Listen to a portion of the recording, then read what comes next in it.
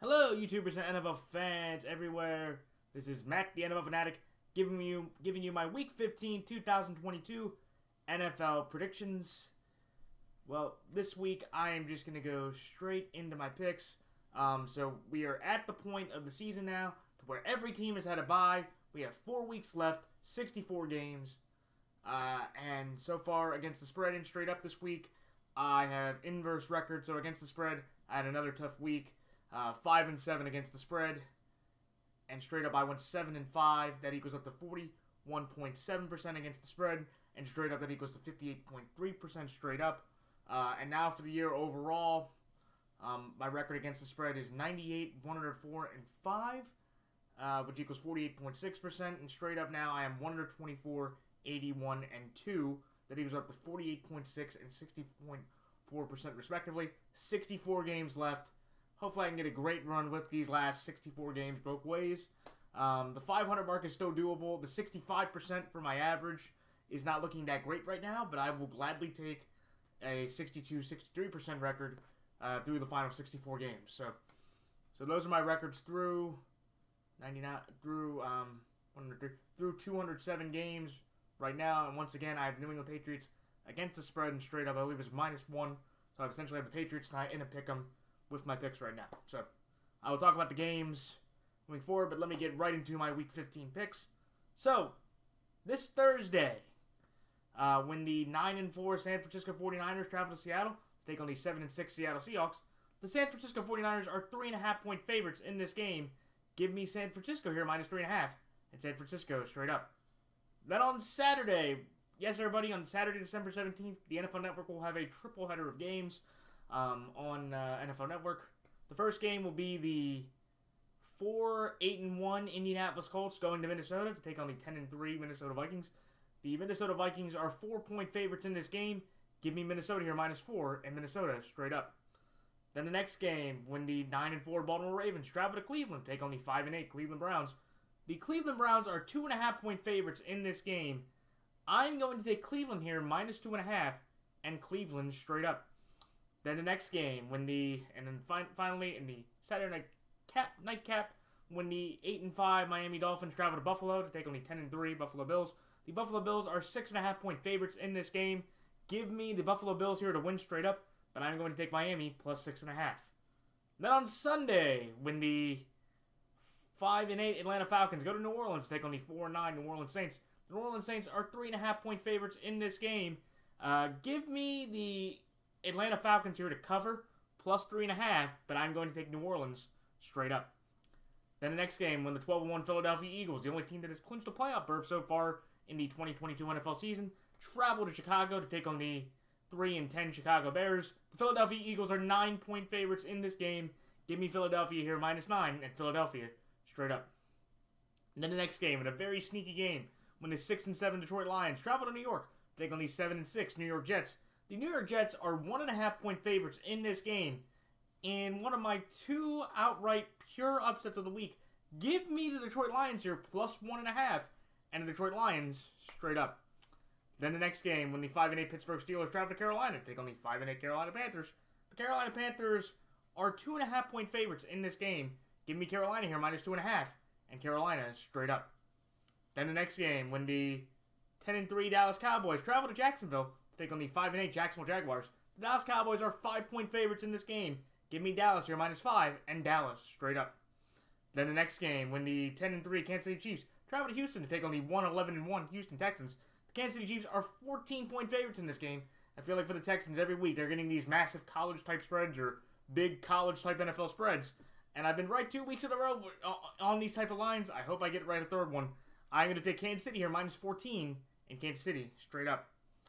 Then the next game, when the 5-8 or 4-9 Arizona Cardinals travel to Denver to take on the 3-10 Denver Broncos. The Arizona Cardinals are 1.5-point favorites in this game. Give me Arizona here -1.5 and Arizona straight up. Then the next game, when the 7-6 or 6-7 New England Patriots travel to Las Vegas to take on the 5-8 Las Vegas Raiders. The Las Vegas Raiders are 1.5-point favorites in this game. Give me New England here in my second outright upset of the week. I'm going to take New England here +1.5 and New England straight up to win this game over the Las Vegas Raiders. Then the next game, when the 7-6 Tennessee Titans travel to Los Angeles to take on the 7-6 Los Angeles Chargers. The Los Angeles Chargers are 2.5-point favorites in this game. Give me the Los Angeles Chargers here, -2.5, and the Los Angeles Chargers straight up. Then the next game, when the 9-4 Cincinnati Bengals travel to Tampa Bay to take on the 6-7 Tampa Bay Buccaneers. The Cincinnati Bengals are 3.5-point favorites in this game. Give me Cincinnati here, -3.5, and Cincinnati straight up. And then in the Sunday night game, when the 7-5-1 New York Giants travel to Washington to take on the 7-5-1 Washington Commanders in a continuation of their 20-20 tie back just 2 weeks ago.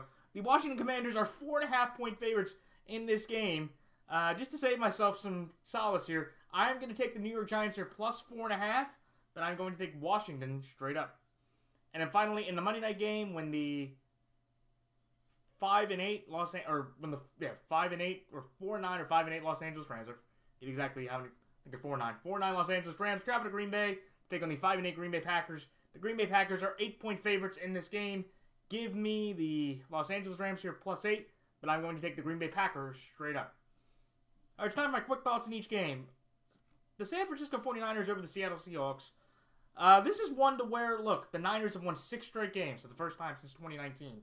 Brock Purdy also became the first quarterback ever to beat Tom Brady in his debut start. Actually, Brock Purdy was not even born when Tom Brady was winning the Super Bowl. There was the largest age gap in NFL history for 2 starting quarterbacks. During this 6-game win streak, the Niners defense had 17 or fewer points in every single game, and Christian McCaffrey has been fantastic. He has 742 scrimmage yards in the 6 games he has played in. That is 123.7 scrimmage yards per game, and they are 5-1 in those starts. The Niners defense has been absolutely fantastic. They're number 1 in points and number 1 in terms of points and yards. DeMeco Ryans should be the hottest and not one of the best coaching coordinators to get a job this upcoming coaching cycle. And look, I know Debo left with an ankle injury. He has an ankle sprain. That's not great.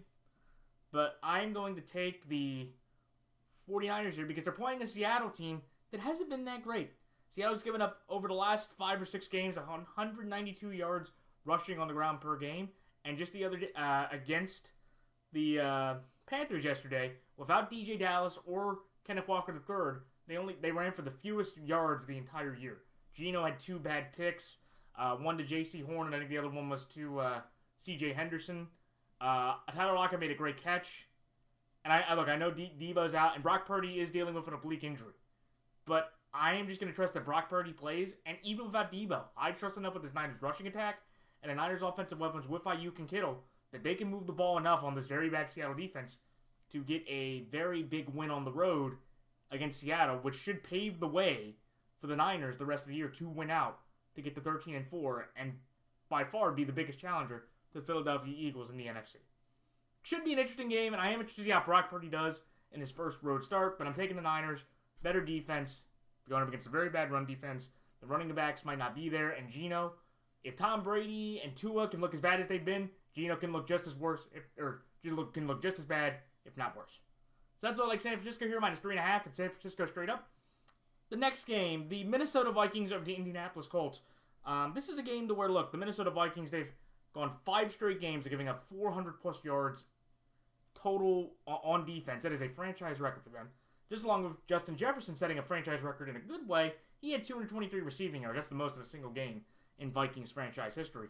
Kirk Cousins had about 400 yards and 2 touchdowns. A very good 1 o'clock Kirk Cousins prime start for him. But you have to give the Lions defense a lot of credit. They held Dalvin Cook about 23 yards. In fact, 2 of Dalvin Cook's worst career games have come this year against the Lions and Eagles respectively. And I think this is where, look, the Vikings to me are a top 4 team in the NFC, but they are definitely maybe the most fraudulent of the other 3, because where the other 3 teams in the NFC at least have 100-plus point differential, the Minnesota Vikings today, as a 10-3 team, have actually been outscored by a point. The Vikings are 9-0 in 1-score games, and they are 1-3 in games that are decided by 8 or more points. So that definitely tells you where they are, and I think the biggest problem is the Vikings defense. It's the worst defense in terms of yards per game this year. When you look at, but that's what I'm saying. The Vikings, as awkward and as up and down as they are, they're playing the Colts, who are coming off the bye. Their offensive line got pushed around by the Cowboys. They had a 33-point quarter the last time we saw them on Sunday Night Football. It was the largest loss for the Colts since Week 1 of the 2017 season when they, I think, started Scott Painter. Yeah, or Scott Tolzien or Scott Painter. Or, I'm sorry, Scott Tolzien. Yeah, the immortal Scott Tolzien game in Sean McVay's debut because we didn't know exactly how Sean McVay would be as head coach. Boy, was that one of my worst picks over the years. Jonathan Taylor's been very inconsistent and ineffective this year. He's really only had 2 phenomenal games, the opening day game and the game against the Las Vegas Raiders. Besides that, he's been below average or mediocre at best in the rest of the games. Do I think the Colts could make it competitive? Sure, because the Vikings just seem to, no matter who they play, just seem to just want the teams to hang around. But it's like, look, the Lions and Colts offenses are very different. Jared Goff looks like he's playing, very calm and collective. Matt Ryan looks like he's playing on his final arm or his final leg. So I think with the Vikings' motivation, it's a short week. They get to host the Colts, and I just don't have a lot of confidence in this Colts roster. Basically, the high point of Jeff Saturday's career was the first game. Ever since then, it's gone down like a nosedive right into the ground, and I think it just continues against a very talented but awkward 10-3 Viking team. So that's why I like Minnesota here, -4, and Minnesota straight up. The next game, the Cleveland Browns over the Baltimore Ravens. This is a game that I am taking the Cleveland Browns here, even with the aspect of Tyler Huntley, who would come back from a concussion, and Anthony Brown, the senior from Oregon, who was finished the rest of the game. Look, Justin Tucker is the all-time leading scorer in our franchise history. He did that through all the field goals he made. He's also made about 27 straight field goals in Heinz Field / Acrisure Stadium. Very nice for him. It was the first time the Ravens had beaten Pittsburgh in the last 2 years. That was very nice. And the Ravens defense stepped up huge with not 1, not 2, but 3 red zone interceptions by our defense. And J.K. Dobbins, his first, basically his 3rd game of the season, he had his 2nd most rushing yards of his career in his very short, 3-year career. And even with all that, we're playing a Browns team that, look, they haven't been great. Deshaun, he's only scored 1 offensive touchdown through 2 games. And unfortunately, he had the 2nd most rushing yards on the team, which is a massive problem when you have Nick Chubb and Kareem Hunt as your other running backs. But this is just one to where, our secondary has been awful. And I've seen Donovan Peoples-Jones, I've seen Cooper, I've seen Njoku, I've seen this offense with how they have go through some other secondaries. Jacoby did it just, back in week 4 or 5 this year. It took a Kate York 61-yard miss to basically lose that game, or to win that game for us. And with, Deshaun throwing the football, he hasn't been great, but I feel like for a great remedy for a really tough or really bad quarterback play is our secondary. And I think even with Lamar, if he can play, the offensive line, Staley did finally show up and play a solid game. And we still, I guess, has the same roster. And I know the Ravens have basically owned the Browns basically since both franchises have come back. The Browns have lost 5 of the last 6 games to the Ravens. But I just think with everything that's going on, with all the uncertainty about Lamar's knee, Tyler Huntley's head, and just Anthony Brown, who did okay, I just don't see the Ravens winning this game. It took 3 red zone picks by Mitch Trubisky to basically give us that victory. So I feel like if Deshaun doesn't have that type of bad game, even though he's thrown picks in back-to-back games, I think the Browns, with their running game against our horrible secondary, should be able to win this game, regardless of Lamar, Huntley, or Brown, whichever quarterback is starting. I also just trust that our running attack won't be as effective. So we'll see.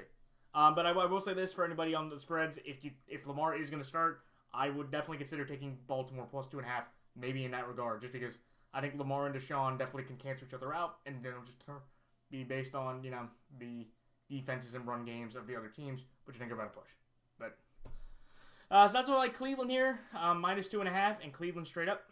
The next game, the Buffalo Bills over the Miami Dolphins. This is one to where, look, congratulations to Tyreek Hill. He has now set the single-season Dolphins record for receiving yards in a single season. Job well done to him. He's been fantastic. Tua, on the other hand, has not been great. Last 2 games, 28-61 for 3 touchdowns and 3 turnovers. It definitely wasn't the start that through all the games he played through the first 11 weeks, minus the concussion issue, he was in the MVP conversation. Obviously, over the last 2 weeks, he's fallen completely out of that, in my opinion. And I also think one of the things that's a problem for the Dolphins is how bad their defense is. The Dolphins' defense is a bottom 10 defense in points and a bottom 12 defense in terms of yards. So they're 20th and 22 in those numbers respectively. I do want to give the Dolphins pass rush credit that they finally got 4 sacks, or they got a good amount of sacks on Justin Herbert. There were 4 in the game. Jerome Baker had 11 combined tackles.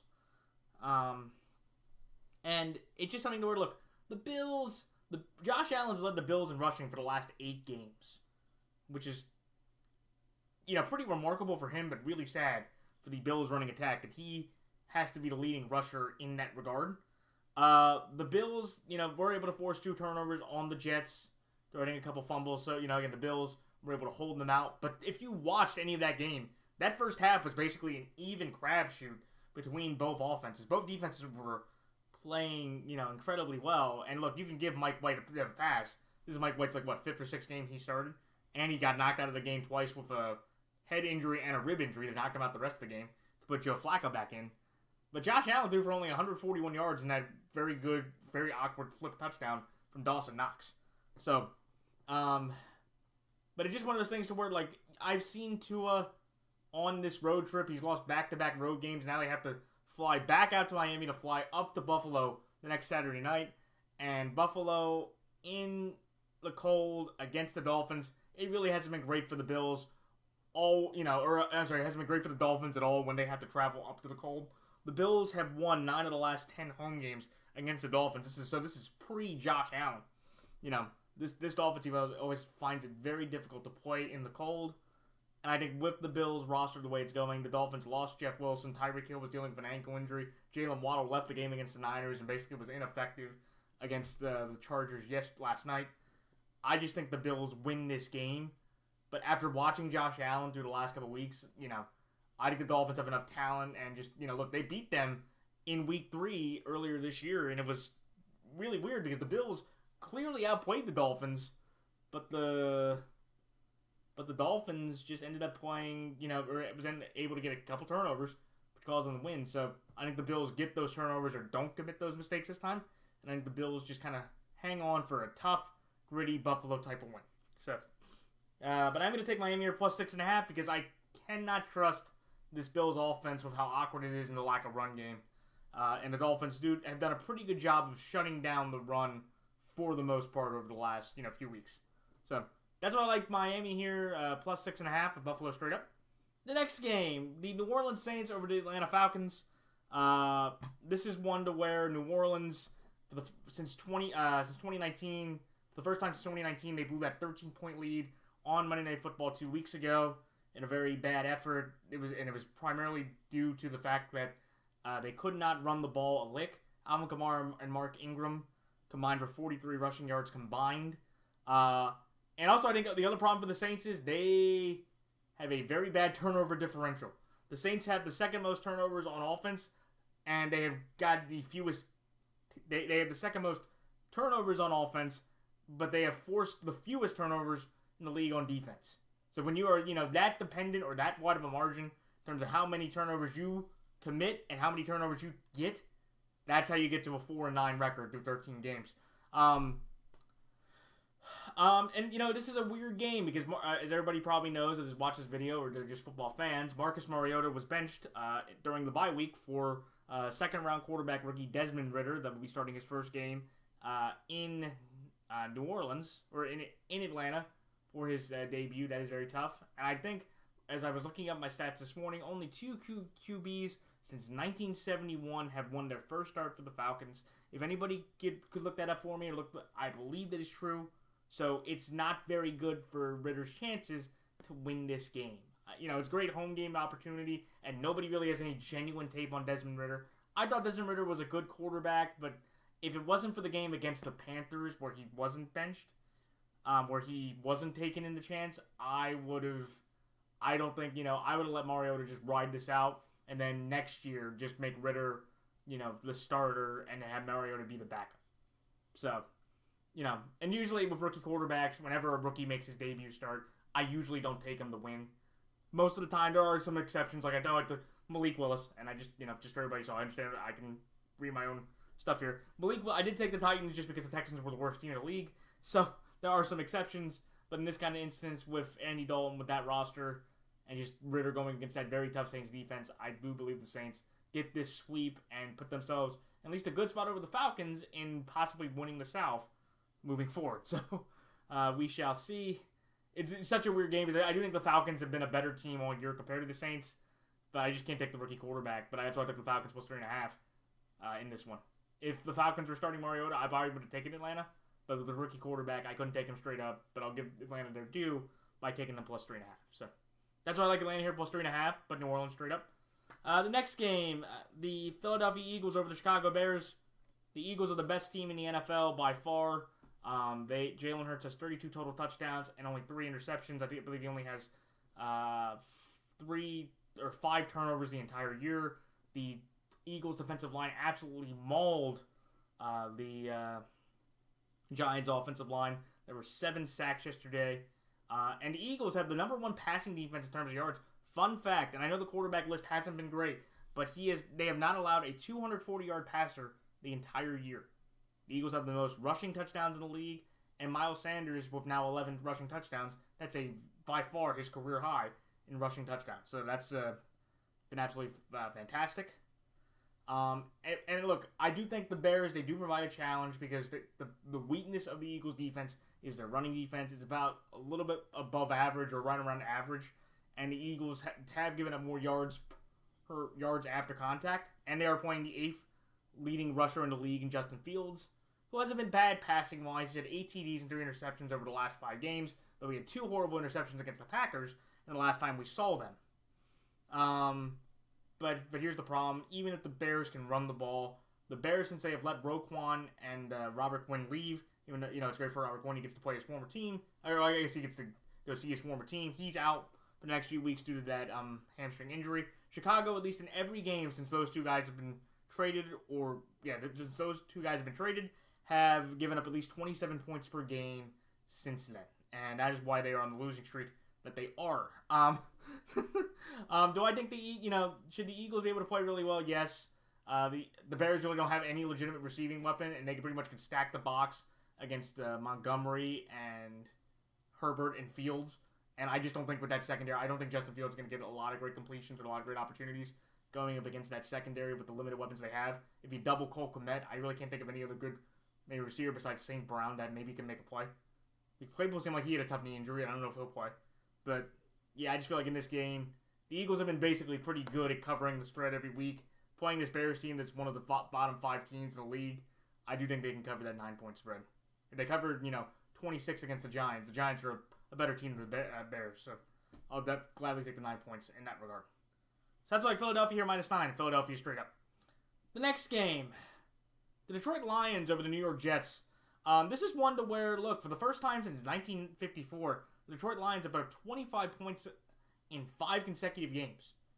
Jared Goff has also been phenomenal at home this year. He has 20 touchdowns to 3 interceptions in all his home starts this year. That is 6 more touchdowns thrown at home than any other quarterback in any other home environment this year. So he has been playing the best football, arguably the best statistical football of his entire career. I'm going to give Jameson Williams some credit. He got his first catch, 41-yard touchdown pass from Jared Goff. And I love what this Lions offense is. Ben Johnson, everybody. He's going to be a coordinator this year or next year. That if he puts another good year with this, he's going to get some head coaching opportunities or head coaching interviews, not opportunities, but interviews. Because I think he has done a sensational job with the odd bunch of weapons that they have, that they can win. And look, the Jets defense, they've done as best they can. In 4 of the last 5 games, they've had 20 or fewer points by the defense, but they just can't seem to win offensively. They just cannot seem to generate good enough offense, except the bad Bears defense, to where it's just like, bunch of field goals, a bunch of missed opportunities, fumbles and turnovers at the worst time. Mike White is supposed to play, from what I was just reading a little bit ago. He was dealing with rib injuries. I was glad he was able to get on the team flight and get back, but it's not great. And I just think, again, the Lions, look, they've already gone to New York, so, that's the other advantage, too. It's not like, oh, my God, the Lions, they're the only one, no road games entering this year. No, the one other road game they won besides Chicago was in New York, so they know how to get up to that stadium and play a competent team and beat them pretty well. So I think that is very much the same way. And I just think, again, like, if I had to trust the Lions defense going against that weak Jets offense, or the Lions offense going against the Jets defense, I think the Lions offense makes a little bit more of a dent than the Jets offense will. Because I know the Lions defense, look, they're second to last in yards, second to last in points. So I know, the Jets may have their opportunities with Mike White, but if he's not 100% with the pass rushers they have with James Harris, Aiden Hutchinson, Okora, Bugs, they have a, quality defense in both levels that I think that the Lions can easily play a very good role, play solid enough to win that game, to get back-to-back wins in MetLife, which for the Lions, that's a rare opportunity they get every few years. And also it was a nice pick too because the Lions were the underdog, so it's just very easy to just take the Lions with the 1.5 to win. So that's why I like Detroit here against the spread, and Detroit straight up. Also, one little fun fact before I move on: the Lions and Jets have played 14 games. They're 7-7 apiece. So this 15th game will decide the tiebreaker for the next 4 years. So once again, that's why I like Detroit here plus 1.5 and Detroit straight up. The next game, the Carolina Panthers over the Pittsburgh Steelers. This is one to where, to me, I am taking the Carolina Panthers here because I can't trust Kenny Pickett's health. Kenny Pickett, for the second time this year, got knocked out of a game due to concussion. And he was in the first drive, and Mitch Trubisky ended up throwing 3 red zone interceptions. George Pickens had a good game. He had 3 receptions for 78 yards, so he was making some big contributions. 26 yards per reception. I wish I gave him the ball a little bit more because, he could make some plays. But Najee really didn't have that great of a game. Jaylen Warren, actually we're going to Jaylen Warren throughout parts of that game, which is very interesting to me. They also gave up over 200 yards rushing. That's a season high for them. TJ Watt had an okay game, though. He had a sack and 5 combined tackles. And to credit for him, the Steelers defense in 5 of the 6 games that he has been able to finish, they held their opponents to 20 points or fewer in 5 of those 6 games. But here's the biggest reason why I'm taking Carolina for a couple reasons. So one, Carolina has been able to run the ball very well over the last little bit, and when they run the ball really well, they actually are able to, win games. So they are 5-2 this year when they run as a team for 145 rushing yards or more this year. And I'm not saying that the Steelers defense going against the Ravens rushing attack is very different compared to the Panthers.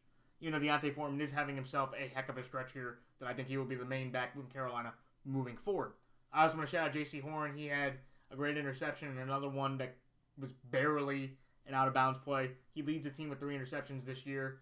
And Carolina was able to score the first 17 points of the game due to a very bad Geno Smith turnover. And also the Panthers are 3-0 at home this year under Steve Wilks. Steve Wilks had a lot of very bad road games, even though yesterday was pretty good. That was their first road win in over a year. And I think the Panthers defense, it's average. So to me, I think they can do enough. But yeah, I feel like in this game, Carolina with Darnold, if Trubisky's playing, I think Darnold can make a few more plays. I think that he can make some throws to Terrence Marshall, who had a great, probably the catch of the day with that between the legs catch. I just trust the Panthers a bit more. I think the Panthers can run the ball a bit better. I think Darnold can make a few more plays over Pickett or Trubisky. And I just trust that the Panthers pass rush can get through that very weak offensive line. And, the Panthers, again, they are playing well at home. They have not lost a home game under Steve Wilks. I think with Darnold, with the momentum they're gaining and the chance they have, I think they play a lot more motivated than Pittsburgh. That basically know that they're basically playing for Mike Tomlin's consecutive winning season or winning or 500 season streak here. But I think that ends and Mike Tomlin will officially take his first losing season of his tenure. 16 years is a heck of a run. But eventually there's going to be a point where there's going to be a losing season involved some way, somehow. So that's why I like Carolina here, -2.5, and Carolina straight up. The next game, the Dallas Cowboys over the Jacksonville Jaguars. I am taking Dallas here. I know Dallas were 17-point favorites in the game yesterday, and they did not play like that. And I think one of the biggest reasons is the touchdown-interception ratios. Dak in the first half this year, he has an 8-to-8 TD interception ratio. In the second half, he has 1-6-1. The biggest reason why they won was Ezekiel Elliott and Tony Pollard. They had 140 combined yards rushing and 2 touchdowns, including Zeke getting the game-winning score, though I can't believe he got stuffed on that 4-for-1 play at the end. Micah Parsons had only 2 tackles, but he was very quiet again. And I trust Dallas enough that they're winning these games in very awkward and ugly ways that I have confidence that they'll be more motivated and use this game as a tune-up before they play the Eagles next week on Christmas Eve on that Saturday to be fully ready for a weird game. But to that being said, I would say that don't sleep on the Jaguars. They are now 3-1 this year when the offense does not commit a turnover. Trevor Lawrence, over the last 5 games, has thrown for 1,362 yards, 10 touchdowns to no interceptions. He's playing the best stretch of football of his career. They forced 4 turnovers on the Titans. And even though the Cowboys and Jags have split the last 4 games, I just think the Cowboys are a bit of a better team. And it's just kind of one of those weird feelings. Like, after that Ravens game where Trevor had basically his career game, even though Trevor Lawrence had a better game this past week, the very next week he played a better team and got absolutely smacked. I'm not saying that the Lions or I'm not saying the Cowboys are going to go on the Jags like the Lions did.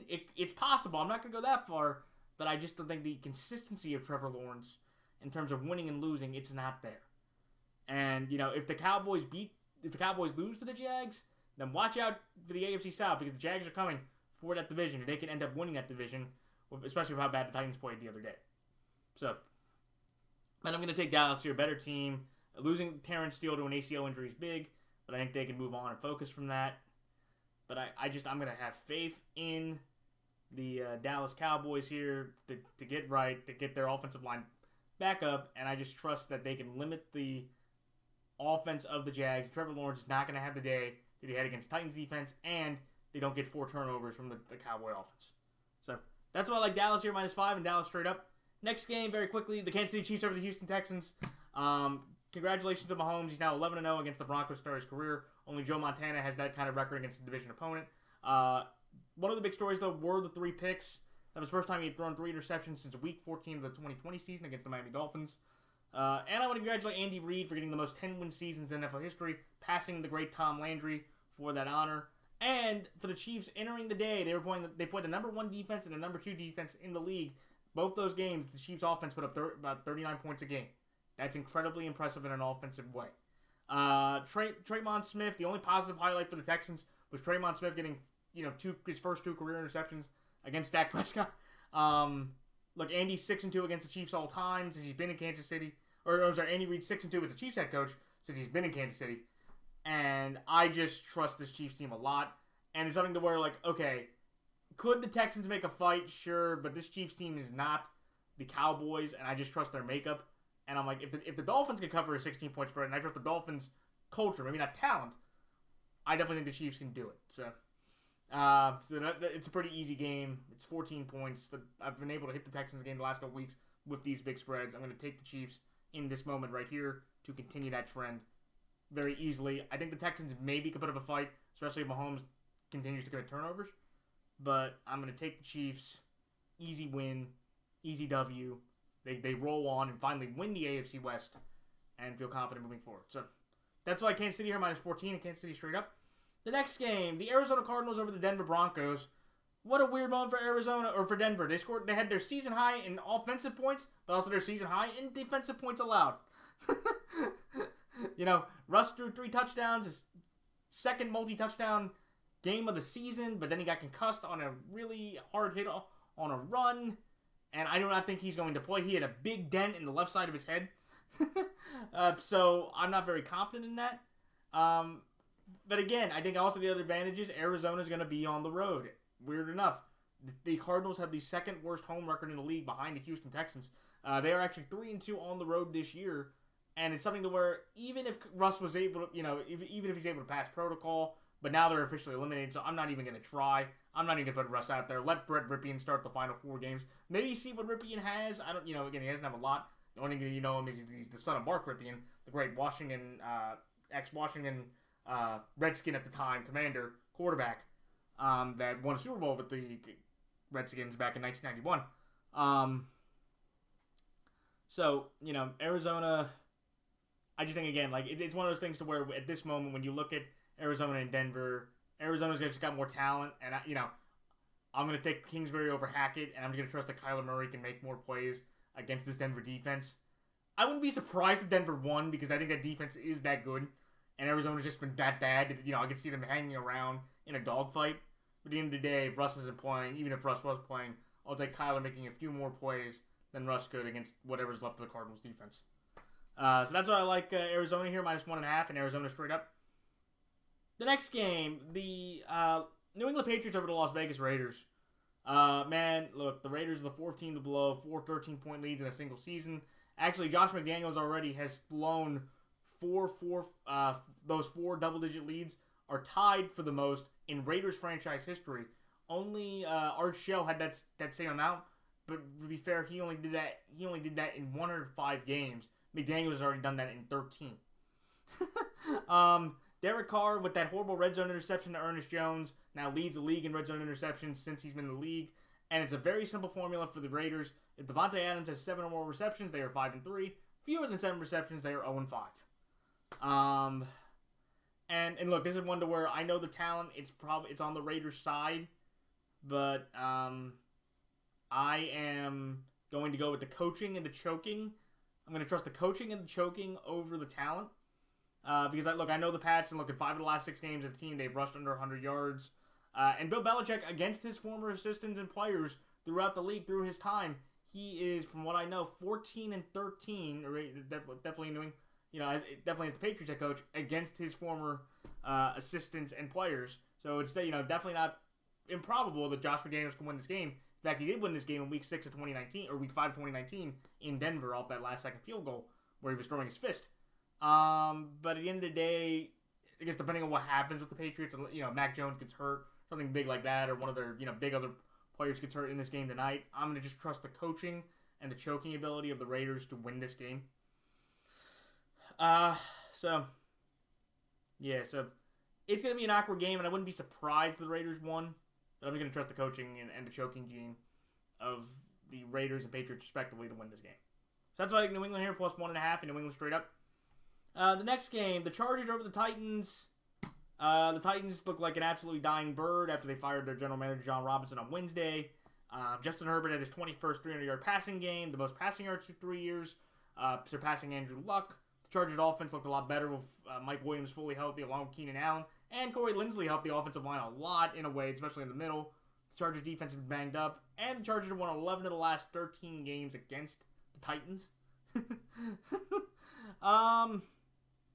So this is one where, again, I think the Titans, could they be competitive? Sure, it's the Chargers. Staley will make some weird decisions, but I feel like with what limited weapons the Titans have offensively, where they're going momentum-wise, I think the Chargers have enough talent and maybe enough moxie and confidence that they can beat this Titans team just based off talent. Could the Titans win? Sure, but I just think after that performance, after how inept they looked offensively, after how bad Tanny looked throwing those turnovers and fumbling, it's not going to be a great look, and I think the Chargers get this victory, which keep pushing the Titans closer and closer to the mean with the Jacksonville Jaguars, especially if, with a few games coming up for the Jags at the end.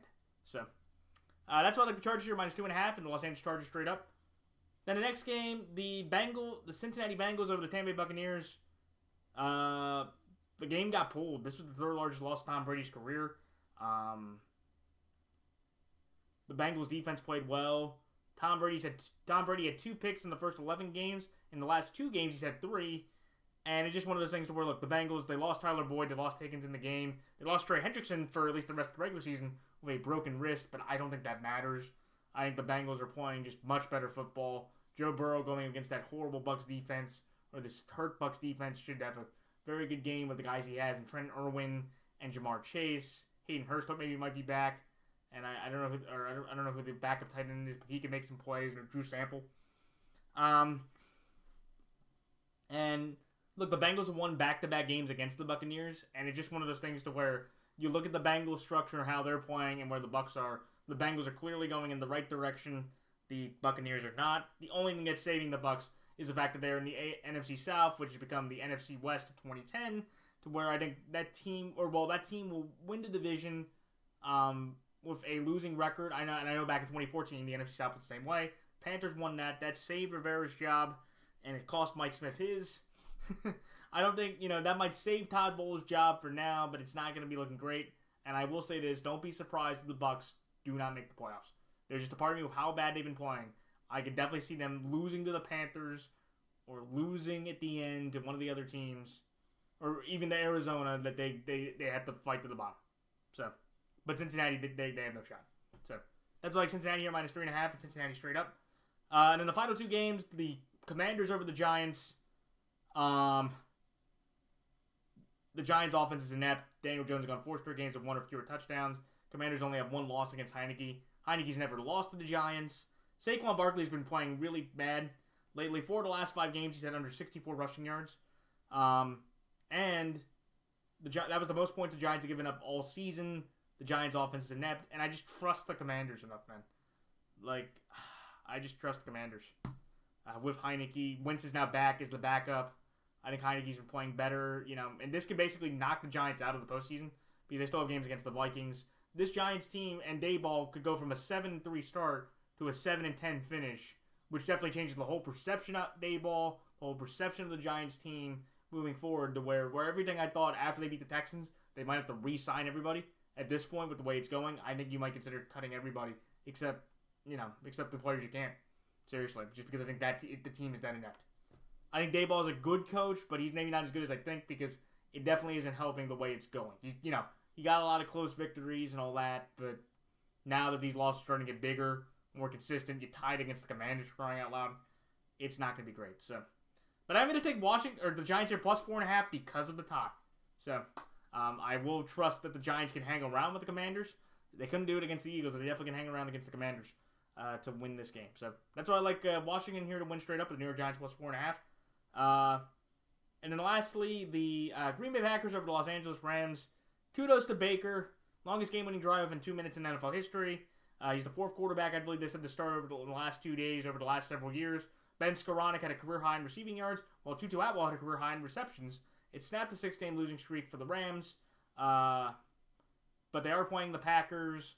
Different team, different quarterback. Slight bit of confidence in the Packers maybe making the playoffs at the end. Rodgers has a winning record on Monday Night Football. He's had a week of rest. Christian Watson's been great with 7 touchdowns over his last 4 games. And I just think at the end of the day, when you got Baker going up against the Raiders defense and the Packers defense is better than the Raiders, not by much. But I just think Rodgers makes a few more plays than Baker to where, as great as Baker was, he was playing Derek Carr. Playing Aaron Rodgers is completely different. I am going to take the Rams plus 8 because I do think the Rams can be much more competitive. If this was Perkins or Wolford, I definitely would have taken the Packers with the points. I would have laid those down. But I'm going to take the Green Bay Packers here to win straight up because I believe Rodgers outplays Mayfield in this moment. And if Mayfield plays okay, that's good. If he covers, that should be a good sign for the Rams, just without a talent disparity. But I'm going to take the Packers. Better team, more rested. And I just trust that Packers team a little bit more in the spot at home. Baker going to Lambeau compared to, what Baker has to go up against a better defense. Sounds like the Green Bay Packers here to win straight up at the LA Rams plus 8. And that is it for this week. So like, comment, rate, and subscribe. Please check out the NFL YouTube Prognosticators page to see great prognosticators like the Blind Canadian Cat, Bridgewater's Finest, Half Moon's Picks, Johnny Bretsky. Please check out the Raider Report on my description, Fire and Brim Sports, Philly Take with RB. He's also on A to Z Sports now. So shout out to him. And that is it. So until next week for my holiday picks next week, good luck to all players, coaches, teams, fantasy players, and fellow prognosticators. It is getting around playoff time very soon here. So best of luck to everybody, in their fantasy games for the last few weeks of the season. And until then, until next week, this is Matthew Fanatic signing off. Until next time, everyone, so long.